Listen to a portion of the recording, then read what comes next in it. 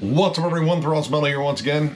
I'm the Crockneck and I am back with some more underrated albums. So I was gonna go like either towards prog or deathcore or any other genre, but I want to do some death metal again because I love death metal, and if you guys have watched any of our reviews or any of our videos, yeah, no, death metal comes up quite a bit. So I want to go through some more what I consider underrated death metal bands, or just like kind of underground ones. And this one I kind of went like all over the place. There's more modern stuff, there's some definite classic underground stuff, and some stuff that kind of borders on death metal, or at least is partially considered death metal. Death metal is pretty wide reaching and there's a lot of different styles of it, and I try to encompass as much as possible. And there's definitely some well-known ones on here, but be prepared for some pretty obscure ones too. So with that, let's get into it. Mitochondrion Parasignosis. This was this band's second album. They are from Vancouver, and this is a atmospheric blackened death metal band. I would say more death metal than anything else, but Jesus, the atmosphere on here is insane. The first three tracks in here pretty much run as one caustic, insane track. Defy what you know about song structure in terms of this band. This band is kind of a combination of like incantation, but also portal. They have that weird dissonant strangeness to all of their sound. The vocals sound like they were recorded inside of a black hole, and the riffs are just flat out insane sounding, but these guys still know how to write like some really clever hooks in here too. Like there are definite big groovy moments where you have a killer hook, but there are a lot of moments where you are kind of just searching for what the hell they're doing. Plus in the background there's loads of just sweeping kind of chattering noise and squeals and maybe some groans here and there. This is a very immersive listen, if anything. Now, I don't have this band's debut album. I'm still looking for it. I can imagine it should be just as insane as this. Either that or they just kind of flipped out between releases. But if you're looking for something that is dark and strange, it's definitely this. In fact, the whole last three tracks technically, because there's a couple of like 10-second tracks before the last 9-minute track, which is just all ambient creepy noise. This could have been playing in the background of like Alien or Event Horizon and still probably really would have worked. But when it comes down to the rest of the music, it is such an insane mix. Technical as hell, atmospheric as hell. You were just drawn in and probably hypnotized by all the weird shit that's going on in here. But this is an amazing heavy listen, and if you're looking for something that is just absolutely insane sounding and heavier than hell, this is probably it. So definitely check it out. Kamikabe, I'm not entirely sure how to say that. Aberration of Man. This is this band's debut full length. They had 3 other EPs. This came out on Unique Leader back in 2012. And honestly, it doesn't sound much like what Unique Leader signs here lately. It's not as like, you know, brutal death metal or almost kind of deathcore-ish stuff, slam-ish. It's definitely not that. This is pretty much straight up technical death metal with a great sense of melody. When it comes down to tech death, I kind of get out of the stuff that is just too overtly technical. It's not hook driven. Like I need riffs, I need parts that I can just bang my head to without going, wow, what time signature was that? What the hell did they do on that guitar? Every second. I love good riffy moments, and this album has plenty of them. The production here is definitely polished, but it's not overtly polished. There's still some grit to the guitars. The drums are a little bit clicky, but I can pretty much see past that because the songs are absolutely killer. There are moments in here that they really kind of take a step back and do some more old school stuff, like some D-beat drives, some thrashy riffs, big old school hooks that remind me a lot of like Cannibal Corpse and Dying Fetus. And you can get some like really nasty breakdowns that just have a giant hook in them. The Process Within and I believe Nefarious both have just some fierce old school nods on here. Now, this band is still listed as active, though this is the only full length they have, and they haven't released anything since this. So, I don't know, I think there's maybe some issues with lineup shifts, at least when I was looking on Encyclopedia Metallum or Metallum, however you want to say it. There are a lot of ex-members and such, so in terms of maybe finding a lineup, that might be difficult. According to this, they're still signed to Unique Leader, though again, I don't think they fit the current mold of the label, but I think there's still room for them there because this is some really solid tech death, and I would love to hear more from these guys. Being as picky as I am about tech death in terms of just finding good riffs and grooves amongst all the technical blurs, these guys crafted a solid balance with all that stuff. So this is my kind of tech death right here. So if you like that sort of stuff, definitely check this out. The Ominous Circle, Appalling Ascension. This is their debut album. They're from Portugal. This is blackened death metal, I guess you could say. Whatever you want to call it. It's absolutely amazing. I absolutely love this album, and I'm kind of glad I get a chance to gush about it, because these guys, I hope, are going to become a big thing in death metal. I absolutely love this release. It is catchy riff after catchy riff, but loads of atmosphere and different kinds of riffs. These guys play, I guess you could say, a very technical style of blackened death metal, but it is not without hooks. And my God, the atmosphere is incredible on this. Like, it feels dark and oppressive the entire time. I will say the first track, they kind of drag out as a long intro. Like, it's like 3.5 minutes or something like that. But once you get down to it with the opening track, the real opening track, technically, from Endless Chasms, it's off to the races. The drum work on here is absolutely amazing. It is so machine-like in terms of its precision. The fills are very, very fluid. Love the riffs on here. You get lots of different kinds. Again, you get the very dissonant sort of atmospheric black metal stuff that you would expect from black and death metal, but you get loads of like doom-laden riffs. There's a breakdown on Poison Fumes that is just droning essentially one riff, but God, it's so effective. And you have these large cavernous vocals, and you get kind of gang shouts or gang vocals, gang growls, whatever I want to call it. It's dark and it's evil and it's awesome. This was a joint release between 20 Buck Spin and Osmos Productions. I'm not sure which label they are currently with. It could be still both. I hope they are working on a new album, because I need more of this. This is an absolutely amazing album. If I'd been doing videos back in 2017, this would have been on my year-end list easily. So all I can say about this is just jam it. Find it. I know the full album is probably on YouTube. Jam the living hell out of it. It is absolutely amazing. Check it out. Fear Factory, Soul of a New Machine. People know this band. Just going to go ahead and say that. In terms of the band itself, I wouldn't say they're underrated. In fact, they were very popular at one time, but not at this point. This is their first album, came out in 1992 on Roadrunner Records, and this is their lone death metal release.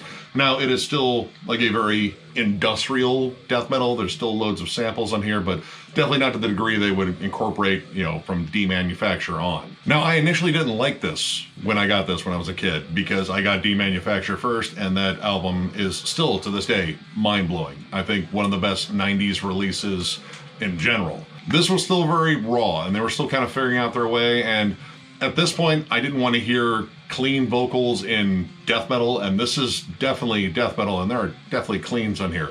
They're used more sporadically. I think they're definitely more prominent in Fear Factory's later works, and better. Burton has kind of acquired taste in terms of his vocals. But this had like a lot of bolt thrower like groove to it, you know, obituary, some like deicide like moments. You actually had a fair amount of blast beats on here.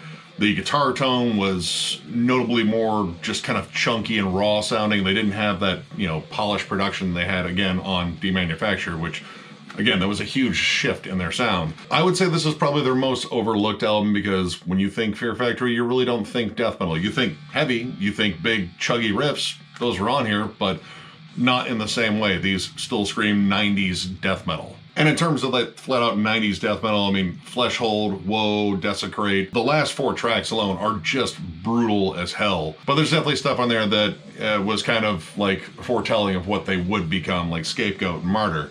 This is an awesome album still. It's a long album. It's 17 tracks, but it's a really solid listen, and it's just kind of an interesting stepping stone to what they would become. But I think, again, this is really overlooked because most people don't really talk about this album very much. Mostly they want to talk about the big classics from Fear Factory. This is still an awesome 90s death metal release. So if you have actually overlooked this one as well, definitely check this one out, because it's awesome 90s death metal, and you should definitely jam more of it. Overoth, Kingdom of Shadows. This is a death metal act from Northern Ireland, Belfast in fact. This is their debut album, came out on Forbidden Realm Records, and this is straight up old school death metal. And it has a really interesting sound. It sounds kind of halfway between Floridian death metal and Swedish death metal. The tone almost screams HM2, but it doesn't kind of crackle. It doesn't have that big chunky sound like you'd hear in Entombed and Dismember, but it's kind of fuzzy and really just full sounding. But when it comes down to like the big groovy sound of this band, it definitely reminds me a lot of like Obituary. It just kind of has that straightforward groove that you would hear on Cause of Death. This is just straight up very riffy old school death metal. Doesn't bother with a lot of pretense, it just gets right down to it and just brings pummeling grooves and lots of like thrashy breaks in here too. The only thing negative I could actually say about this is there isn't a tremendous amount of variety on here, but they do what they do so well, you end up not caring.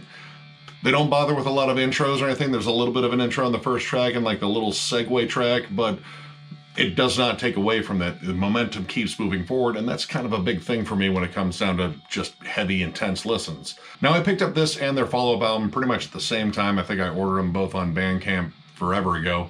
And I have to say, I like this one better. Their follow-up kind of pushed them more towards melodic death metal. I think there were more keys, definitely more melodies, but it kind of was missing that old school, nasty, crunchy sound that's on here. So that's pretty much why I chose this one. But I still recommend you check out the band, check out both releases. But if you're looking for some solid, old school death metal with loads of groove, tons of killer riffs, this one right here, definitely check it out. Inverloch, Dusk, Subside. This is this band's debut EP, came out on Relapse Records in 2012. And this is essentially ex-members of Disembowelment pretty much picking up where they left off and creating some dense, atmospheric death doom that should haunt you. It should, because this is a creepy, dissonant, ugly listen, but it's awesome. Now, apparently, when this band formed in 2011, they were going by the name Dusk. That's D, period, lowercase, and then USK, all uppercase. Then they changed their name to Inverlock after that and released this EP, which this is only 3 tracks, but it's like 22 minutes. So plenty of stuff on here. All 3 songs are absolutely awesome, and it's kind of interesting how they're set up because I feel like the middle track, The Men in Road, is kind of a funeral doom song sandwiched between 2 more traditionally death doom songs. Within Frozen Beauty and Shadows of the Flame, definitely have like more up-tempo moments, and they kind of play both at doom metal and death metal, like kind of switch off. The Men in Road is the slowest, sludgiest, dirgiest thing on the entire EP.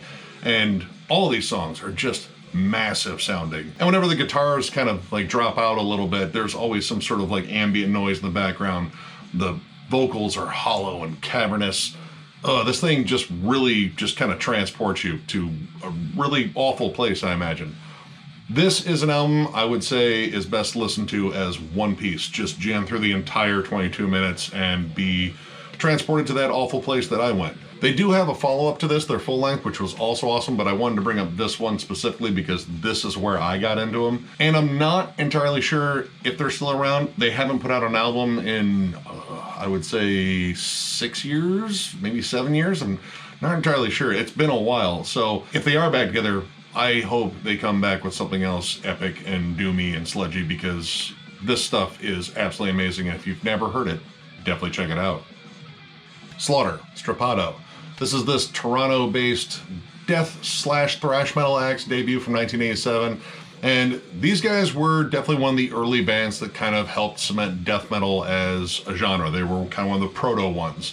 You know, very much along the same lines as Possessed Seven Churches and Death's Scream Bloody Gore, which they do have a connection to Chuck. Chuck was actually in this band for less than a year. He was in the band in 1986 and then left pretty much the same year, obviously to continue on with his project Death, because that's his baby. These guys definitely have a very similar sound to those 2 bands, though. It is still kind of thrash at its core, but there is definitely something different that makes it heavier.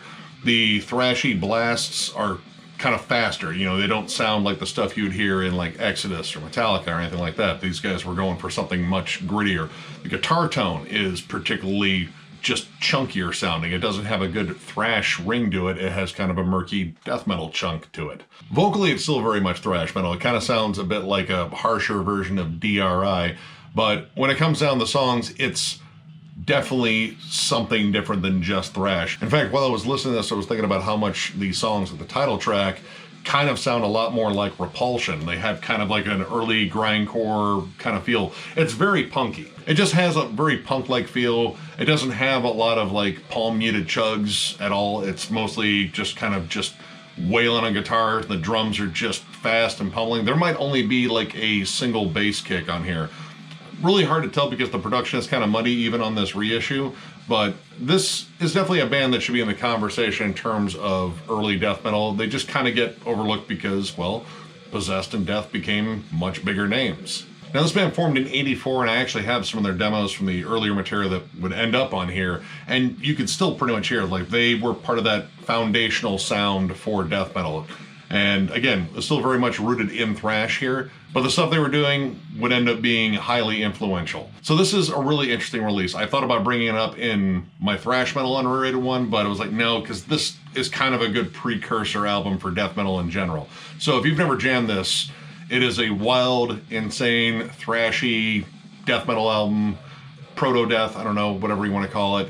Either way, jam it. It's a killer release, and it's just pure fun. Corpus, Mortale, Fleshcraft. This came out in 2013 on Deep Send Records. This is a Danish brutal death metal band, though I would say it's still kind of close to just regular death metal. This is their most recent release, so yeah, it's been a minute since they've had another one. And a lot of member turnover in this band, you know, at least from what I've seen. I didn't know these guys formed back in 1993. I actually thought this was a new release, like a new band, but nope, this is flat out kind of old school brutal death metal. Lots of nods to Suffocation, big chuggy palm muted riffs, lots of triplets. This is just high energy, and I absolutely love the way this album sounds. The drums may be a little bit clicky, but in terms of just heavy, chuggy production, nailed it. It sounds great. This album keeps the energy up through the entire album. Really no lulls in energy. I love the fact that it's nice and varied. It's not just a wall of blast beats. We got nice big grooves, some big breakdowns in here, and lots of memorable riffs. Definitely reminds me a lot of a band like Blood Red Throne, where it's catchy but brutal riffing, and that definitely describes pretty much every song on here. There are some definite more melodic moments on here, but this is brutal, unrelenting, just nasty death metal, and that's the sort of thing I love. I definitely need to get more of their stuff. Been checking around on Discogs and Amazon. Amazon's prices are fucking ridiculous. I'm not gonna bother with that one. But awesome band. If you love just brutal, heavy, very, very chuggy death metal, definitely check this one out. It's an absolute badass release. Dawn of Disease, Worship the Grave. This is a German death metal / melodic death metal band. This was their third full-length album, and this was kind of a big kind of transition point, or at least sort of a middle point between two styles. Their earlier stuff is definitely more along the lines of Swedish death metal. So, you know, again, it kind of fits in that whole German death metal bands that sound like Swedish death metal bands like Fleshcraft and Revel in Flesh. These guys definitely had that sound. They loved Dismember and Entombed, but there's also like a more brutal sort of edge to them, like stuff like Vomitory. This was kind of when they were starting to move towards melodic death metal, but this is not what I would call entirely a melodic death metal album, because you still have songs that are like fiercely in that vein of Dismember and Bloodbath and such. But then you have moments that sound more akin to like At the Gates. And the leads definitely scream more melodic death metal, but you look at the subject matter, you know, you think about melodic death metal, you don't really think about like gore and such, but you have stuff like Enwrapped in Guts. I really wasn't sure Enwrapped was a word. And the title track that kind of screams just straightforward death metal. Now the two albums that came after this definitely were melodic death metal. They kind of made a huge shift in sound, and I kind of lost a little bit of the energy for me. I like melodic death metal, but these guys were on to something good, and I just didn't see the need for them to change. I think they even changed the logo too. But unfortunately, this band broke up last year, and I did like their last release. I thought they kind of finally found a better sound within melodic death metal, and they were sort of improving on that. Now I guess they're going to move on to different projects. I mean, hopefully I'd like to hear more stuff like this, because this was a really solid release. I need to get some of their earlier stuff though, so I can check that out, but I always like this release, and it's, again, kind of an interesting sort of package. You get a little bit of a lot of different worlds there, you know, Stockholm and Gothenburg mainly, but in Germany. Either way, definitely check this one out. Solid release from these guys. Check out their earlier stuff, and check out their newer stuff too. You know, it's melodic death metal. It may not sound like this, or at least the albums that preceded this too. Like, you'll find some elements that kind of cross over there, but it was still pretty good. So yeah, definitely check these guys out. And finally, we have Nocturnus The Key. This was their debut album, came out in 1990. This was a Tampa-based sci-fi technical death metal band fronted by Mike Browning on drums and vocals. Now, this band has sort of an interesting story, and unfortunately some lawyers got involved later on, which that part sucks. But Mike Browning used to be the drummer for Morbid Angel, and he left because apparently Trey banged his girlfriend, and that's not cool. But he went on to form a really awesome, kind of pioneering in a sense, death metal band. These guys were probably one of the first bands in terms of like straight up death metal that really incorporated keys, but they did it kind of differently. And they had a fierce sci-fi theme. Like they really kind of stuck to that for the most part, which was kind of a new thing in death metal at that point. And in terms of early tech death, this is, I would say, one of the big groundbreaking albums. There is insane amounts of technical play on here. The guitar work is absolutely nuts. The drum fills, the patterns, the time signatures, the song construction. It's almost progressive metal, I would say, but there's just a fierce death metal feel throughout all this. It really at no point screams prog. There are no clean vocals. They're all harsh. They're just sort of barked. And when it comes down to the music, you don't get a lot of these big, like, epic melodic breaks. They all sound insane. And when you have these keys in here, which again, these keys are kind of unique. There's a lot of just kind of bleeps and squawks and kind of sci-fi noises throughout, like flying saucers and ray guns and shit. It's kind of crazy sounding, and it really makes for a strange, immersive listen. When you think of like the timeline, I mean, in terms of bands you think of like as godfathers of technical death metal, generally you think of Death. Death's human and individual thought patterns both sort of like paved the way for a lot of tech death in the future, but this came out before it, and I would say, stripping out the keyboards, this would sound very similar to those. So I think this album kind of gets overlooked. I think this band kind of gets overlooked in that sense, because this is some really interesting technical stuff that doesn't get looked at as much as, say, the more popular bands like, again, Death. But again, in 1990, even Death wasn't doing stuff like this. No one really was. I mean, I'm sure there were some other bands out there, but Nocturnas were definitely onto something. Now, unfortunately, this band has a very rocky history. After their follow-up Thresholds, they ended up firing Mike Browning and suing for the name. I believe they won the name, and there was a whole fallout from that.